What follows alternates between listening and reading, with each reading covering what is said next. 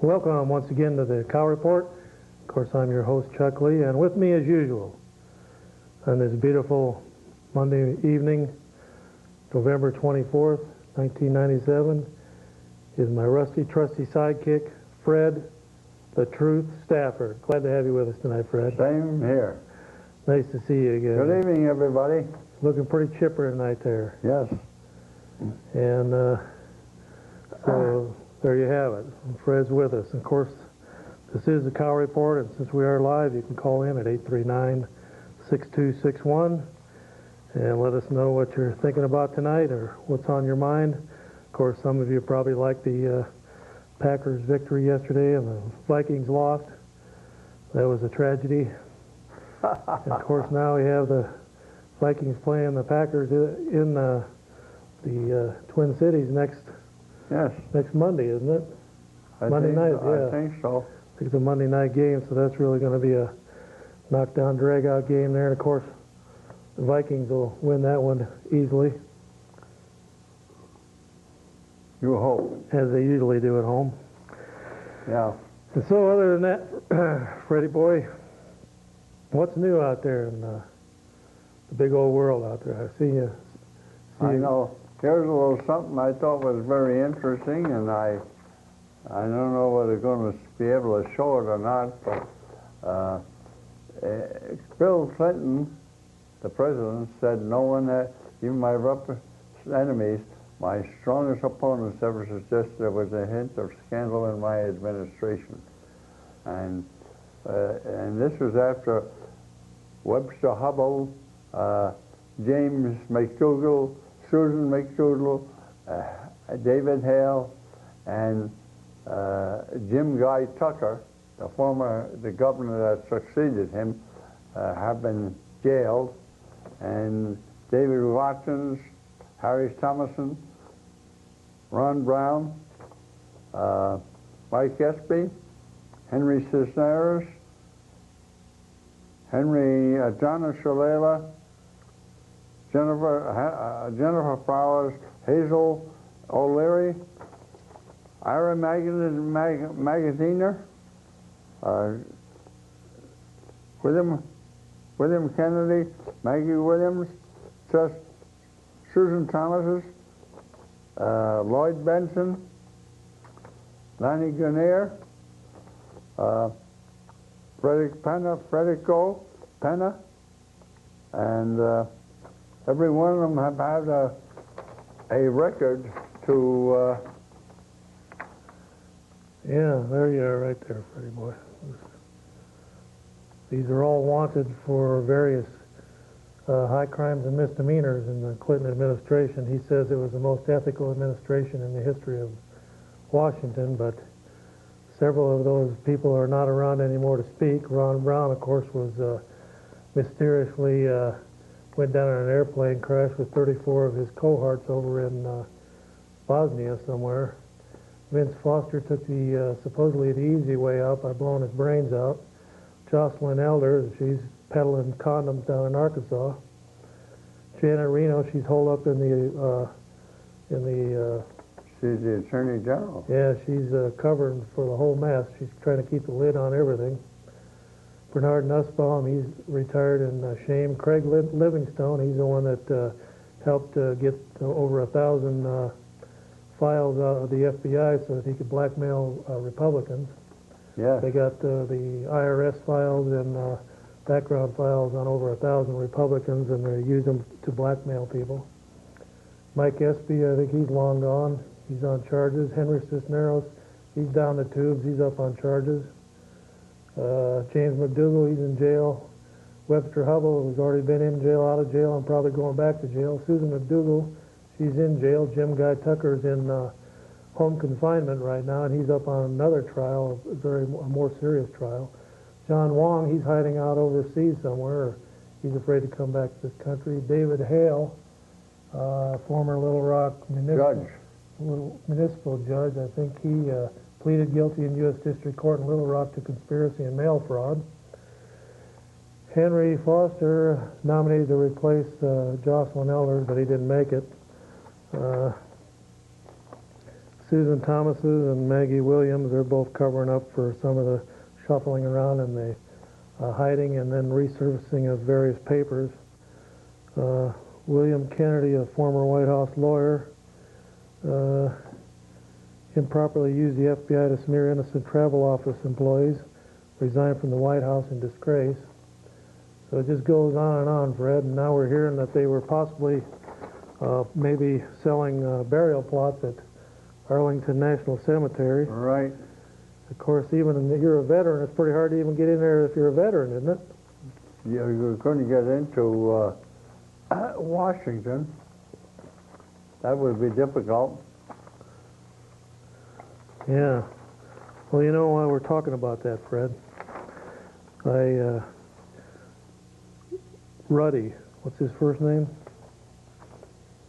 Just wrote a book on the Vince Foster Yes. debacle. He just wrote an article in a November 24th Pittsburgh Tribune Review. Christopher Ruddy, that's his name. And he's talking about the Ron Brown plane crash. And the thing is 6 pages long, so I won't read the whole thing here, but it gets into some interesting points about this Air Force Boeing 737 carrying Commerce Secretary Ron Brown and 34 others on a trade mission crashed into a mountainside near Croatia's Dubrovnik airport. The Air Force quickly determined the tragic event to be an accident.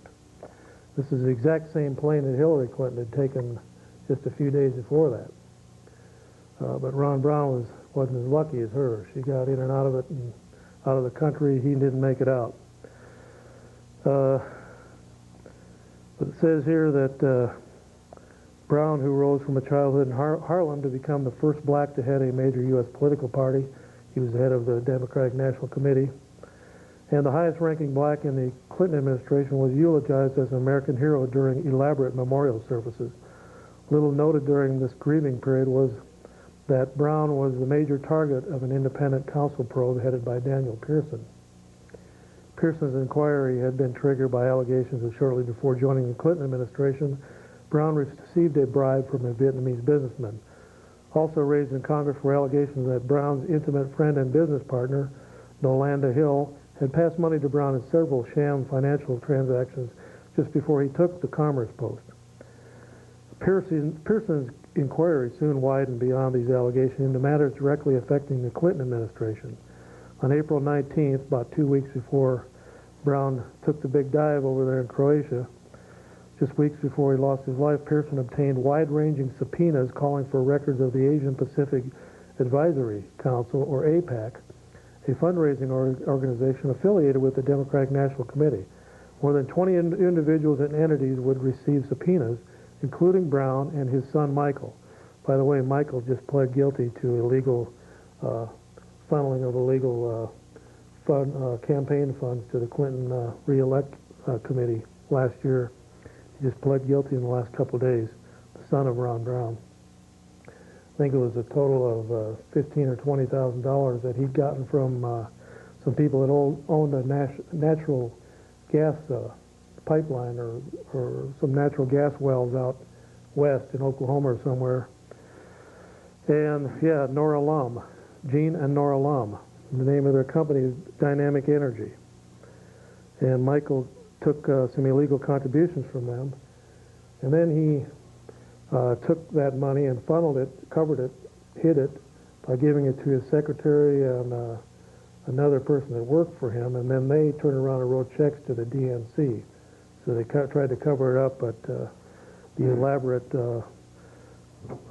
way that he did it didn't fool the authorities, and they found him guilty just in the last few days of trying to hide illegal campaign donations.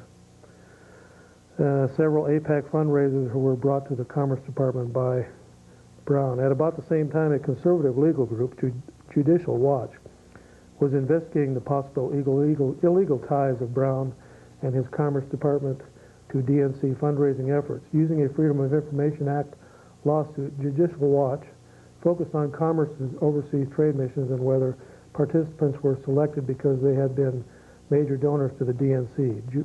Judicial Watch had already identified John Wong, you got his picture there, a commerce official and former DNC fundraiser, as a target of the suit. Wong has also been AIPAC's major fundraiser and was president of the Lippo Group USA, the American arm of the now famous Indonesian firm headed by Mokhtar Riyadi. Lippo had long-standing ties to Bill Clinton and alleged links to the fundraising scandal and the Chinese government. As part of its suit, Judicial Watch had taken a deposition from Wong and was preparing to take a deposition from Ron Brown. So, according to Nolanda Hill, originally Brown was not scheduled to head up the trade mission to the Balkans that ended in his death. She says at the last minute after Pearson's subpoenas were issued, the White House asked Brown to join the delegation. I bet they didn't even have any parachutes in that plane, Freddie. Mm-hmm. Given the later questions about DNC fundraising, his own involvement in that effort, and the timing of his death as the Pearson inquiry was getting into gear, it may have been inevitable that questions would be raised about the plane crash itself. Hill herself has alleged, with no real basis other than suspicion, that Brown's plane crash was not accident. Her suspicion may also have something to do with the fact that Brown's death left her holding the bag. Pearson's investigation of her was turned over to the Justice Department, where the inquiry continues today. Hill has also alleged that when she was first informed of Brown's death, an Army Undersecretary told her Brown's plane had crashed in the Adriatic and Navy divers were already at the scene. Confusion often reigns when disasters strike and later becomes the fodder of conspiracy mills, but legitimate questions about the crash remain outstanding. According to the official Air Force report on the Brown crash, which totals more than 17,000 pages bound into 22 volumes, the government identified 3 causes. And I remember, Fred, right after that, one of the main mechanics that had worked on this plane before it went up, he was from Bosnia, or Croatia. He committed suicide within a couple days of Brown's plane going down. He didn't want to face the music either in case there was an inquiry into possible tampering of the plane. So he took the easy way out and committed suicide. So anyway, there was a survivor to that plane crash. Remember, Fred? There was a woman alive in the plane crash. And the survivor was Air Force Technical Sergeant Shelley Kelly. A stewardess survived the crash for some 4 hours. Kelly and another stewardess had been seated in a jump seat at the very rear of the 737. That area was found basically intact after the crash. According to the Air Force, she received first aid from Croatian rescuers but died on the way to a nearby hospital. Her autopsy reports state that Kelly died of a broken neck. Uh-huh.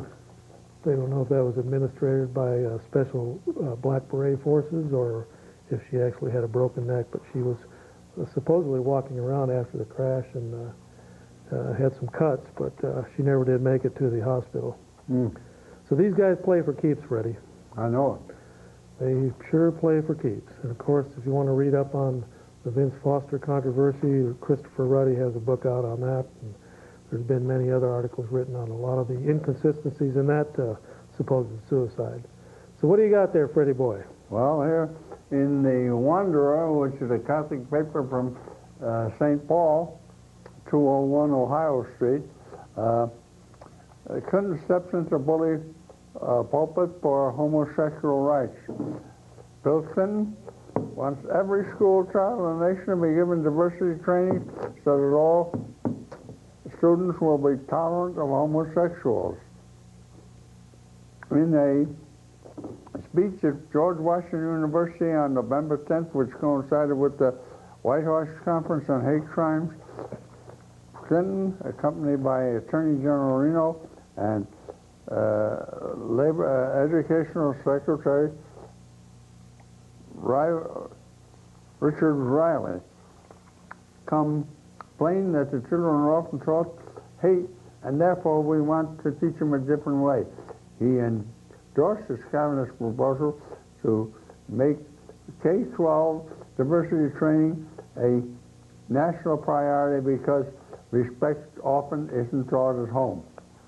Unless there is a organized effort in your school to do it, it's not going to happen, because if you just wait for the people spontaneously to go out at recess, lunch, or after school. It's just not going to happen.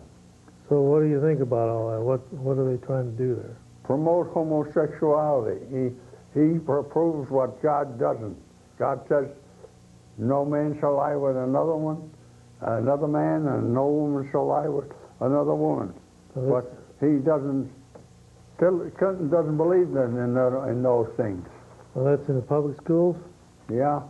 Well, no wonder people are pulling their kids out of the public school in That's record why- numbers and going to private schools. That's why so many people are homeschooling too. All right. We're glad to hear that there. And, of course, Roy's with us now, Roy Rogers Hoff, the pyrotechnical engineer. He must have had a flat tire or something on the way, but he finally made it, so we're glad to see he's here. And, of course, as usual, boy, oh boy, do we have a lot to talk about tonight. And you just mentioned Janet Reno there a second Yes. ago, Fred. Yes. Well, Reno's still up to her cover-up tactics, and, of course, she is constantly covering up for the Clinton administration. That's why she was brought in to begin with. First of all, the Clintons, just like when they ran Arkansas, they had to get control of the Justice Department of the country and all of the prosecuting attorneys in the country so that they wouldn't have anyone that could go after them, and they could stop or speed up any crime or any case they wanted to in the Yeah. courts. They could either kill a case, like they did many, many times in Arkansas. They just bury a case so it never saw the light of day. Yes. Or they could speed up a case and push people into prison or whatever at will. And of course, the Clintons are running this government, the United States government, much the way they did the backwards little third world state called Arkansas, one of the lowest producing states on every scale you can think of, education-wise, Yeah. economic, whatever scale or whatever test you put up in Arkansas is usually in the bottom 5 or 6 states in the country. It's pretty much more like a third world country than a state. But Clinton ran that with an iron fist, and he is setting up the same kind of dictatorship in this country. And where people can at will be murdered or disappear or spirited away into prison or what have you, Fred, or disgraced Yes. at will. Yes. That's the kind of country that they want, one where they rule with an iron fist just like most other dictators. And so Reno, their henchman down there at the Justice Department, who has covered up pretty much every incident for the last 6 years.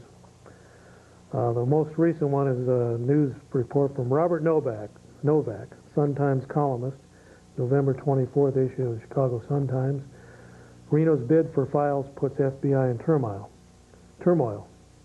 A veteran FBI agent resigned in September after refusing a demand by Attorney General Janet Reno to give the Justice Department the names of highly sensitive, secret Chinese contacts.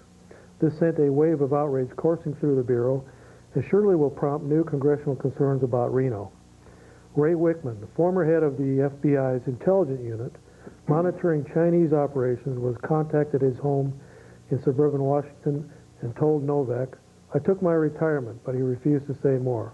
However, well-placed and outraged Bureau sources said Wickman's resignation was his only recourse because of the Justice Department's threatened compromise of FBI intelligence. "It was an insult," a veteran agent told me. This shocking development follows months of confusion over the FBI and the Justice Department investigation of alleged Chinese attempts to influence American politics. But beyond a suspected Justice Department cover-up of Clinton campaign scandals, the integrity of the FBI is at stake. New questions were raised about FBI Director Louis Freeh's credibility when he privately and implausibly professed ignorance of the Wickman affair. High-level officials at the FBI and the Justice Department, when asked what happened, put out this story on a not-for-attribution basis. When Wickman decided to resign, he was asked to turn in his sources on the Chinese account, but he declined to do so because he was concerned about their low quality. That sounds like bureaucratic nonsense, and close colleagues of Wickman in the Bureau say it certainly is. They say Wickman quit after, not before, he refused to turn over his sources. Far from being of low quality, the Chinese sources and the intelligence derived from them are regarded by FBI professionals as the best in the Bureau. What's more, they consider these files as the most sensitive kept by the FBI. The word that the Justice Department, clearly on Reno's orders, was demanding raw files sent shockwaves through the Bureau. The anger transcends the suspicion that Reno, the supposedly non-political Attorney General, was seeking to protect President Clinton politically and goes to the integrity of the 89-year-old FBI. The purpose of the FBI is to safeguard sources. Telephone. A senior FBI agent appalled by the Wickman affair told Novak. The whole idea is to keep sources secret from the Justice Department. If Justice is going to have full access to our files, we have no purpose. So in other words, the FBI the Justice Department is like a county district attorney's office, county state's attorney's office. But they have an investigative wing that basically investigates and is supposed to remain neutral until they get all the facts in, and then they turn them over to the Justice Department, saying whether there looks like there's enough evidence to prosecute or not. Well, Janet Reno, the supposedly neutral Attorney General, who's supposed to keep her nose out of those investigations till they come to their conclusion, she's asking for this raw information pretty much to once again try and kill it. To kill it. To cover it up. Well, this Wickman wouldn't go along with it. Now, this isn't some cronies on the back porch fighting over little scraps here. This is a high-placed FBI intelligence agent who resigned rather than to compromise his information, highly sensitive Chinese contacts, secret Chinese contacts. But Reno's wanting to root that out and hide it and cover it up like she has done for many years now. And that's basically why she was hired by the Clinton administration. The woman in red is up to it again. Reno, who generally has managed to convey a reputation of unshakable integrity, is viewed with fear and loathing throughout the FBI. No recent Attorney General has been so suspected of attempting to compromise law enforcement. But efforts to penetrate the Chinese secrets preceded Reno. A few years ago, according to FBI sources, an Inspector General's draft report recommended closing down the unit because it was inefficient. The reason, refusal to reveal our operations to the Inspector General. There also is suspicion in FBI ranks of their bright young director, who is so popular among both parties on Capitol Hill. Free, a 47-year-old former federal district judge, when asked by a Republican member of Congress about Wickman's resignation last month, replied he had heard nothing about it. Of course he had heard about it, a disdained FBI official told Novak. Nobody in the FBI will talk on the record about what happened, and most, including Wickman, refuse to talk even not for quotation. But they soon may be forced to tell all under oath by Senator Arlen Specter, a member of both the Governmental Affairs Committee investigating campaign finance scandals and the Judiciary Committee, which has jurisdiction over the Justice Department. And Specter says, I would like to bring the Department of Justice and FBI officials in to testify in closed session. The former Philadelphia District Attorney has been increasingly critical of Reno and now may have doubts about Free as well. They and their subordinates will be summoned to explain what's going on, and the senators also would be able to hear the truth from Ray Wickman, a loyal and principled public servant who stood up to the Attorney General's power play. So once again, Fred, they're trying to cover up this Chinese scandal and all these illegal funds that were funneled into the Clinton re-election committee. And with that, we better take our first call, Freddie boy. Yes. Now, who do you think it'll be? I don't know. Well, let's see. Go ahead, caller. You're on the air. I think that Packer game was good yesterday. It's about time somebody beat the Cowboys and barbecued them. I mean, they deserved it. The Cowboys got beat? Yes. They certainly did. They're a bunch of immature babies. I seen how immature they were during the game. Yeah. What were they doing? They were crying and stuff? Oh, having tantrums, and I like what it said Texas toast. Who was? The Oprah leader. Today's paper said Texas toast, like they were talking about bad stuff. Right. Yeah, they were toasted. But see, that's the Cowboys, and they're one of those weak, insignificant teams. Wait till the Packers come up against a real team like the Vikings. Well, they're going to lose. I know the Packers are. They're not the Packers. They're going to beat them. And I see here, also in the November 27th issue of The Wanderer, Bill Clinton Warrior in Joseph Sobrand's Washington Watch. By the time you read this, you'll know that whether Iraq still exists. As I write, Clinton is being urged to level it. And Nina Totenberg of the National Public Radio has called for carpet bombing, while William Crystal of the Weekly Standard wants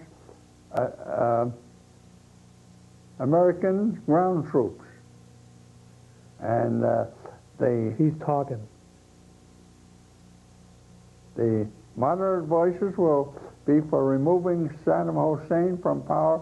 As a writer in the New York Wall Street Journal suggests that this is the occasion for CIA covert operation, which could make American combat forces unnecessary. There's Freddie boy. We were trying to find out where he disappeared to. See, Fred, you're on the bottle here. I'm on the bottle. Yeah. Yeah, that's... You're on the Flavin. You're on the Flavin Pop Yeah, bottle. because Saddam Hussein is cooperating with the UN Arms Inspection. Should we carpet bomb Israel and send in ground troops because its nuclear arsenal and its repeated bombings of civilians in Lebanon, or should we dispatch a covert operation to remove Benjamin Netanyahu? So what are they going to do about that? Is Clinton going to Well, sell us out on that deal or what? He's considering ordering in the planes to bomb them. Okay, drink Fred's Flavin Pop. And we've got a new label I now. wouldn't drink that as on the... We got a new label If they now. were to pay me, I wouldn't drink it. And it's Drink Fred's Flavin Pop right there. You're on every label, Fred. Yeah. Of course, there's only one place you can get Fred's Flavin Pop. Where is that? That's down at the corner of Menominee. And that Ferry place is Street. out of business. Well, then You why is can't your get it there. then why is your picture on every label? I don't know. It's because you put it on there with our friend, the Pyrotechnical guy? Okay. We better go to the phone. Go ahead, caller. You're on the air. I was wondering what you guys thought about Doris Blevins rushing for 190 yards this last week. Wonderful.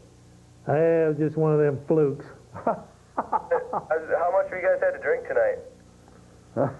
Well, you can buy it. Don't buy it anywhere. And why are Fred's hands always underneath the desk? Well, I keep them down there.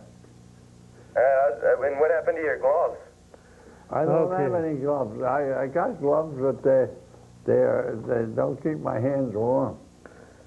All righty then. Now, I went into the internet to see who the biggest spenders are in the United States Senate, Freddie. You did. The top 40 big spenders in the Senate. Of course, this only ran up till the middle of '96, but it gave us an idea of the top 40. This is back when they were really spending the money, Fred, about a little over a year and a half ago. The top 40 big spenders in the U.S. Senate. This comes from the National Taxpayers Union.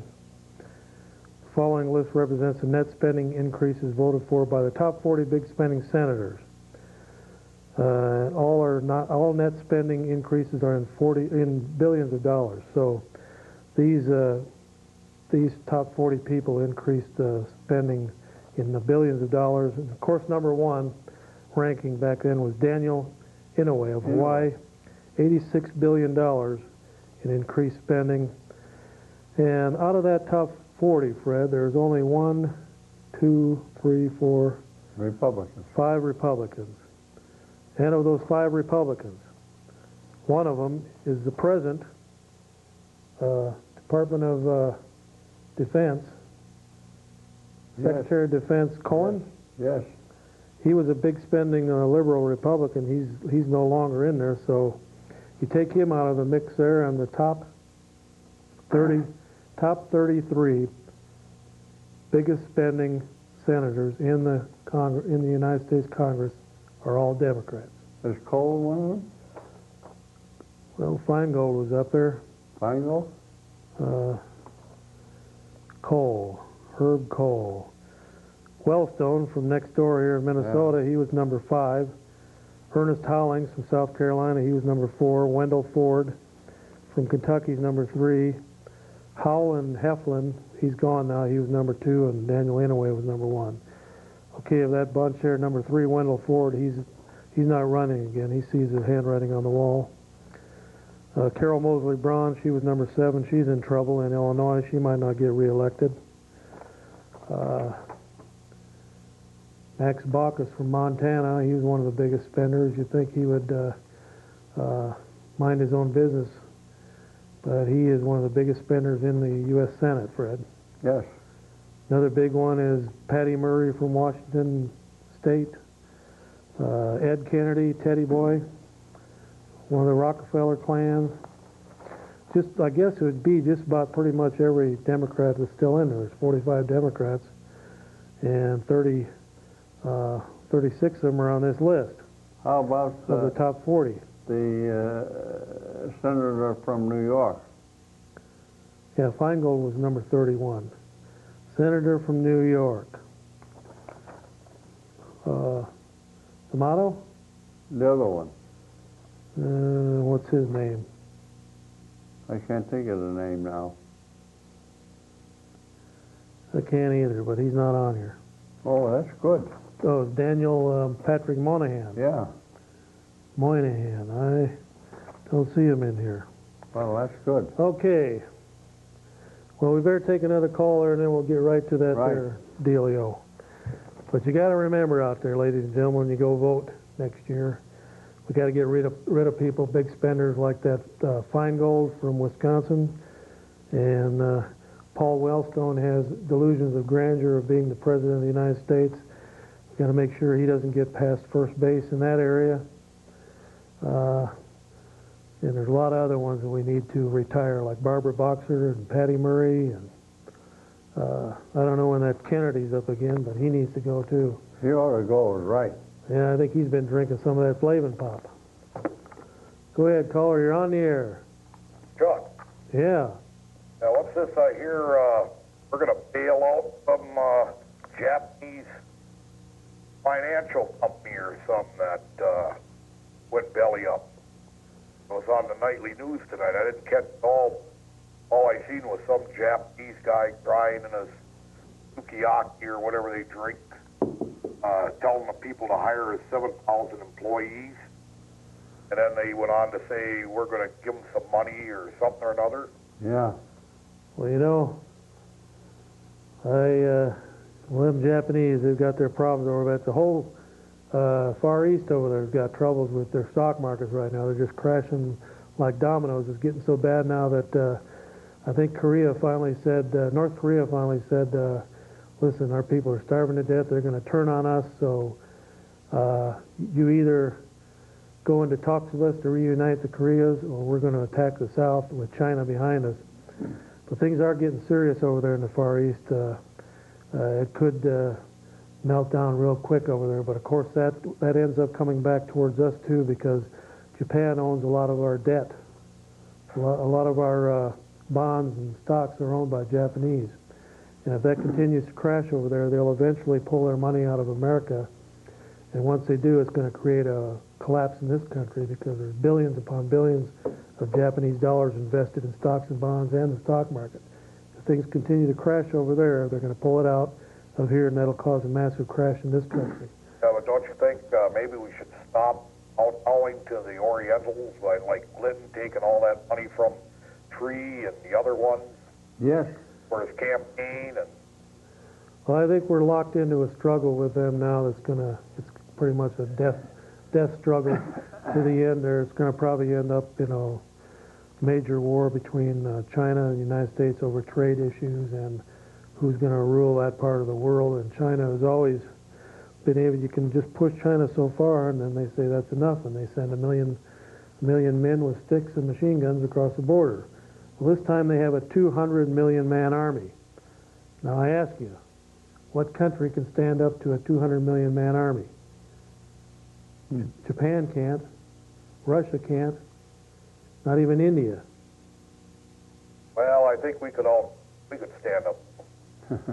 Oh, there'd be pockets of resistance here, but I guarantee you, they're getting a foothold on the West Coast now. If they attack the West Coast, and if they can get 10, 20, 30 million of them onto our western border, it's going to be one heck of a mess to get them back out of there. What do you mean they've got a foothold there? I didn't know we were at war with them. Well, they own a, what's the name of that base they bought? Long Beach Naval Base. Long Beach. They bought Long Beach Naval Base? China controls that now. When did all this happen? Well, Happened several months ago. the Clintons, that was part of one of the Clinton deals there. What are they going to do with it? Well, they're going to use it to, first of all, right now they're using it to ship in goods to the United States so that they can, all these trinkets, it's much like Japan did after World War II. China's doing the same thing now. They're shipping massive amounts of cheap goods into this country, and what they're doing is they're taking over markets one after another. Shoes, clothing, you name it. Eventually we'll start seeing Chinese lawnmowers like we used to see Japanese lawnmowers and Chinese motorcycles and the whole works, but right now they're in the textiles industry. Go to Walmart, you can't hardly buy a shirt or a pair of shoes that aren't made in China anymore. But they're doing this, they're selling this stuff cheap, flooding the American market because they need hard cash. With that cash, first of all, the people that are making those goods over there, a lot of them, not all of them, but some of them are in Chinese prison camps working for a bowl of watery soup and a loaf of bread to stay alive, and that's their only pay. They have a large Chinese archipelago over there of different work camps and prisons where there's thousands of Chinese prisoners in making these goods. So they're making these things very cheap. And then the people that aren't in prisons, they're only getting a few pennies an hour. But all those goods are being just pumped into this country, just like a great big oil pump or oil well or whatever that stuff is just pumping in here as fast as they can get in here. They're getting the hard currency back in China. They're taking all that money that they're making hand over fist, billions upon billions of dollars, and guess what? They're buying military hardware with it. And where are they getting this military hardware from? Well, I know they're purchasing Russian technicians, and they're purchasing a lot of Russian missile technology, nuclear warfare technology, and then they're using these Russian technicians that were part of the old Soviet Empire. They're bringing them into China to teach the Chinese how to run all this stuff.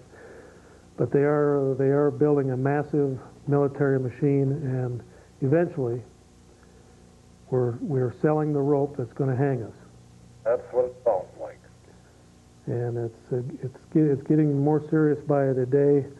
China is growing. China is turning into the red dragon, the giant red dragon talked about in the book of Revelation. Yes. Eventually, we're going to have to deal with that dragon. And it ain't going to be, well, Clinton's over there, the Chinese call it kowtowing. Clinton's over there kowtowing now, and of course, they pretty much own him because a lot of Chinese money was funneled into his campaign for re-election.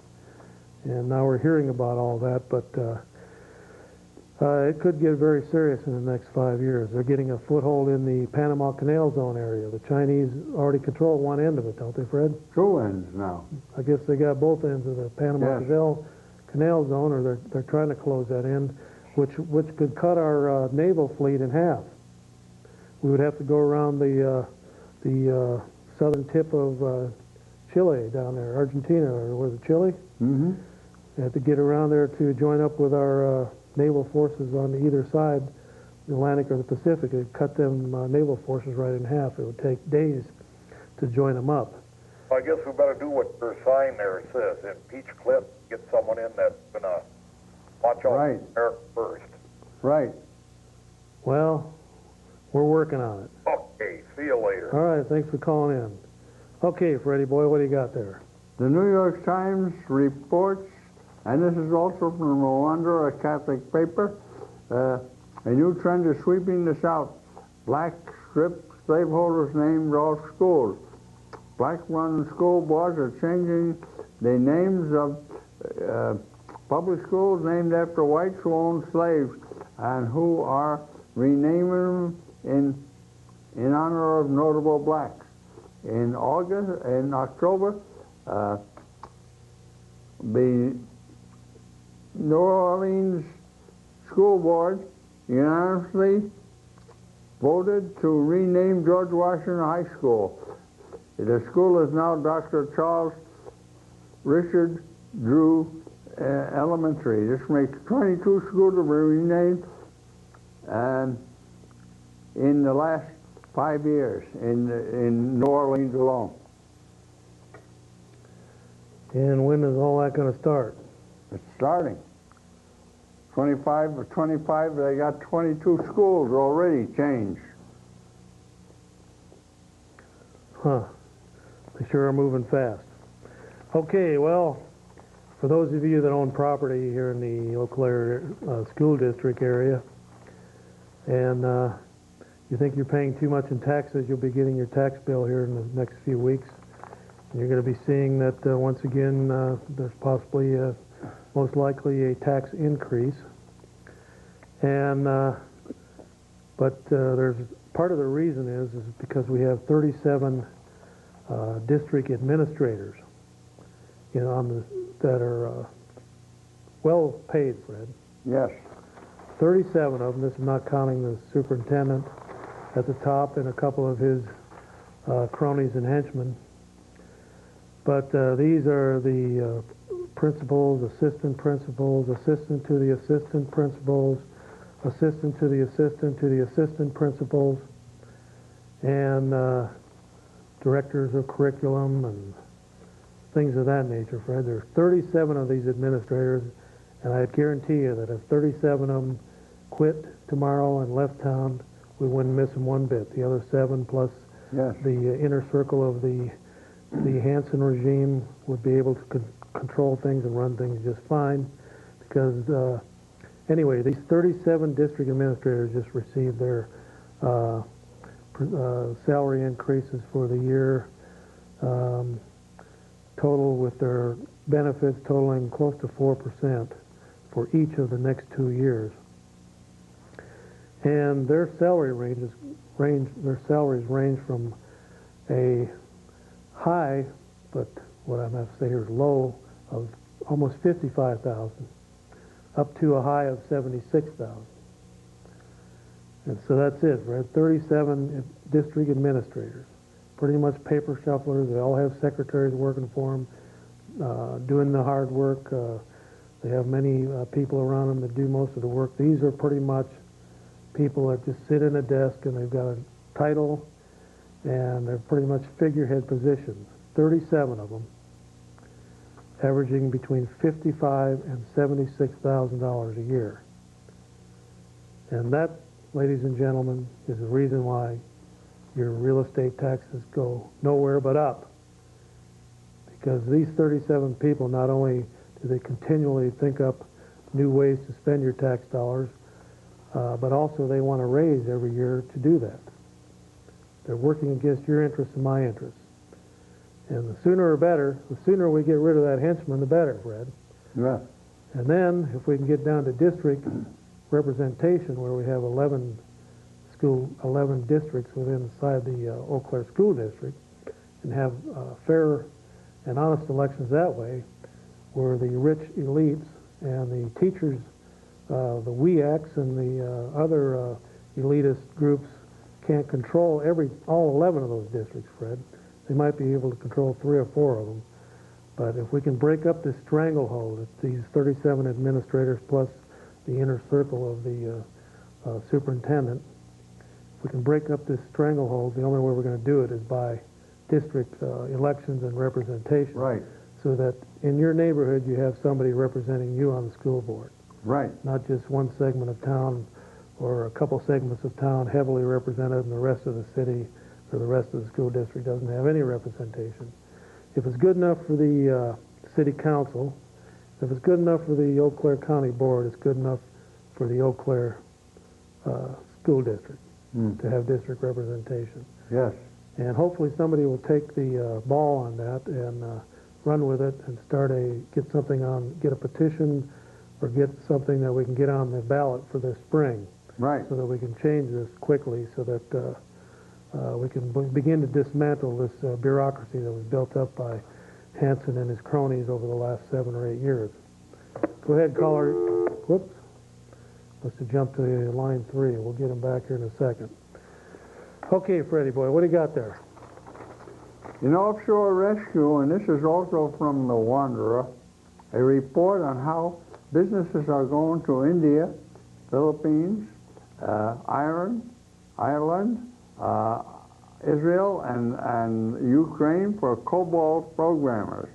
Claire Tristan reports that the cost of technicians to work on the year 2000 problem is going to $65 an hour and going up 10% per quarter in the next decade.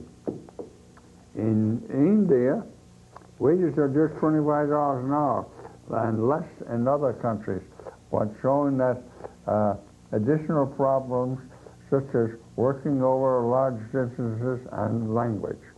Huh, that's amazing. India, they make $25 an hour? Yeah, that's COBOL operators. Oh. Go ahead, caller, you're on the air.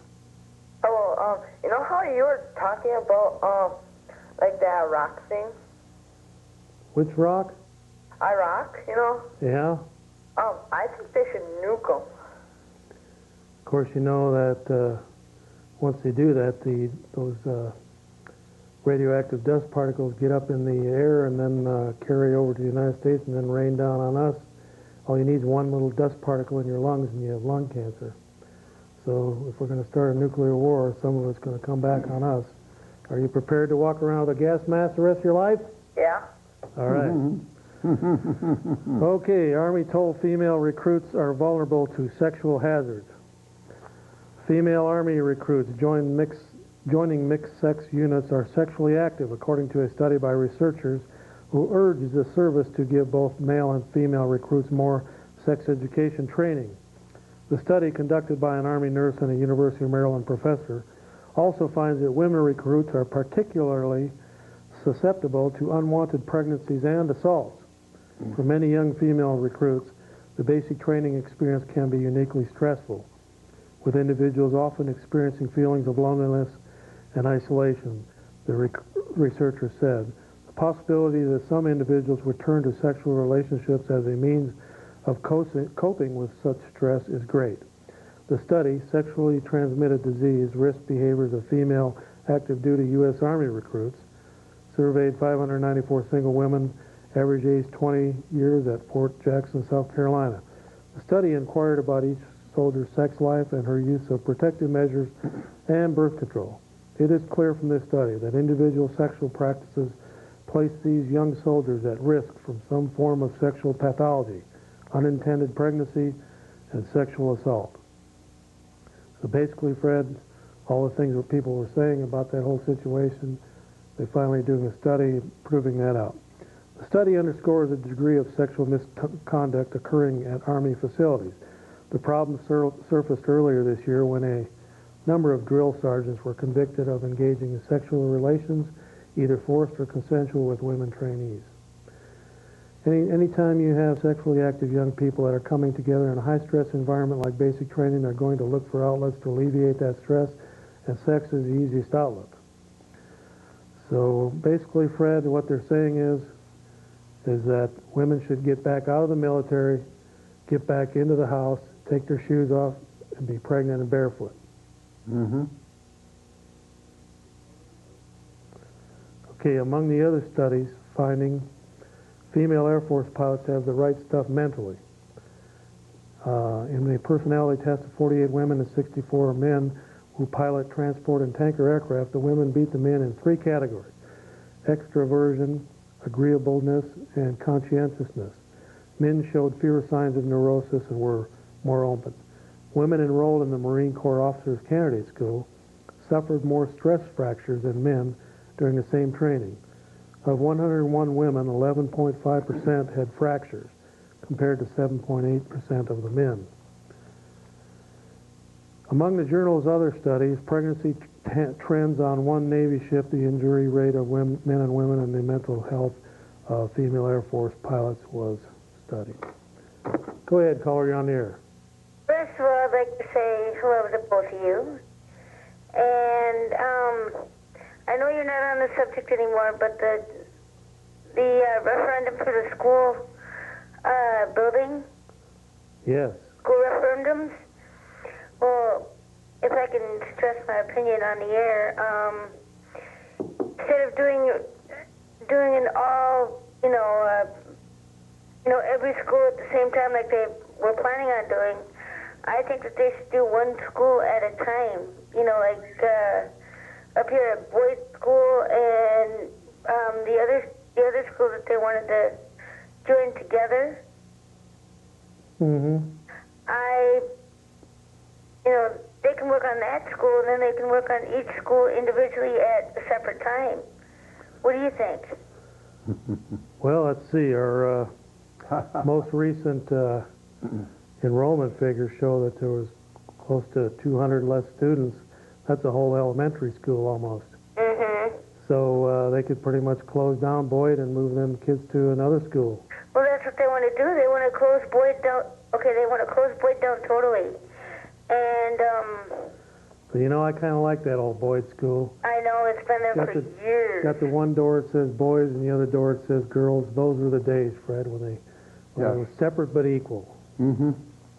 That school has a lot of history behind it, but they want to take that school and tear it down and then join another school with, the students that go to Boyd School. They want to have them, build a totally different new school building. That Boyd school is just fine. That thing is solid as a rock. That thing will be there another 100 years if they just keep it maintenance, keep a good roof on it, maybe put a little better windows in it, and put a new heating system. That thing will be around for another 100 years. And take the gym and expand it a little bit. Yeah, we can take the gym and we'll get Ronald McDonald. We'll fill it up with students, and then we'll put it on the front page of the Leader Telegram and scare the hell out of everybody. All right, Fred, what do you got? Dr. Gary North, publisher of the Remnant Review, is of the opinion that we face a 10-year depression due to a breakdown in finance, manufacturing, and transportation problems. But also, ultimately, the year 2000 will spend the end of big centralized government. I don't know whether this is pessimistic or a optimistic report, but I do know if Social Security and other welfare agency computers fail, events in many neighborhoods, including mine, might make the Rodney King riot seem like a Sunday school picnic. And that's from the Wanderer. Well, that's amazing how they can do that. Well, Fred, we hear all these rumors about voter fraud and everything, and how up in Chicago they used to have the dead in the graveyards voting. And yes, I know that. I had a friend who, his father was a district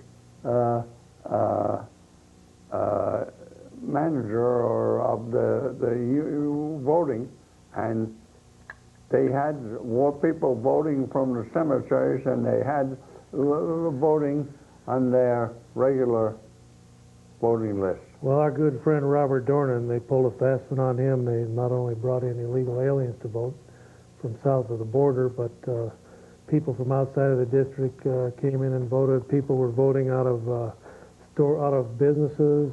It was well over 1,000 votes that proved to be fraudulent, but that's still up in the air. The Democrats tried to kill that in the House several times here before the session was over, but from what I understand, that is continuing to be studied.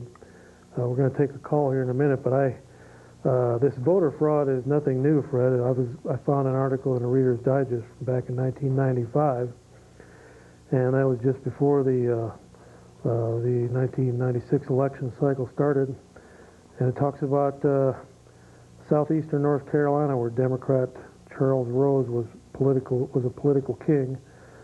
Last fall, which would have been November of '94, completing his 11th term in the U.S. House of Representatives, he was challenged by Republican Robert C. Anderson.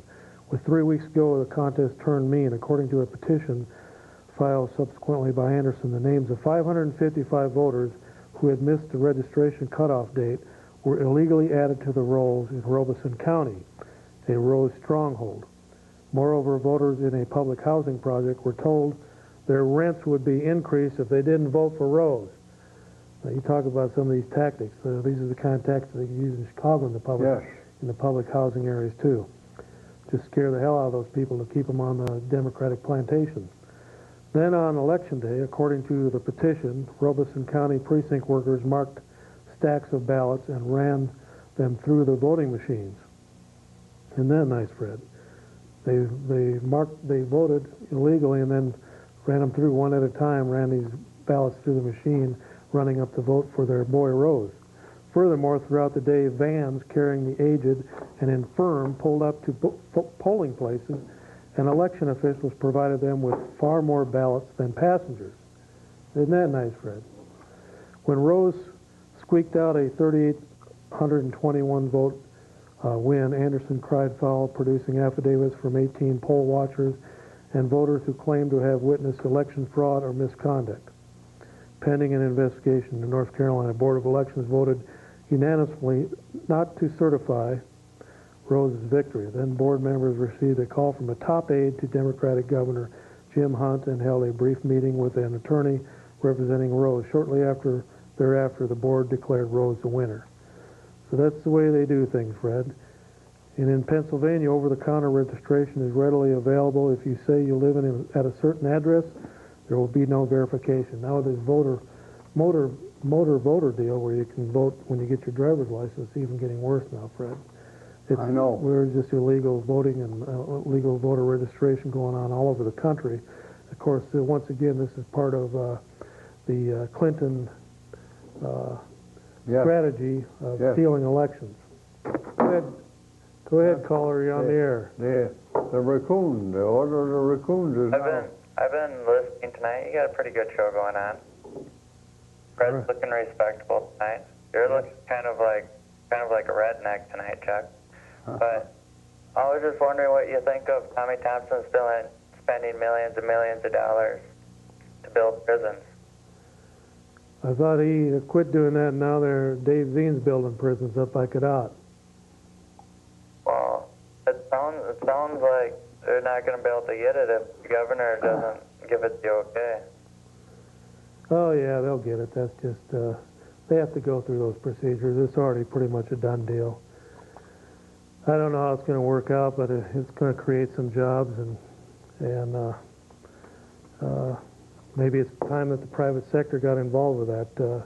We don't want more prisons than we have colleges in this state, do we? Oh, we already do. We do? How come you never told me that, Fred?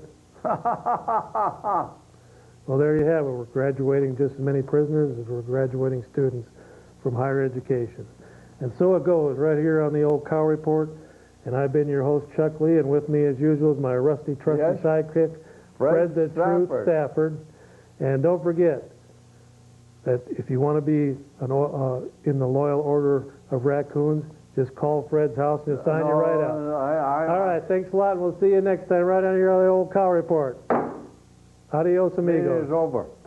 And amigas.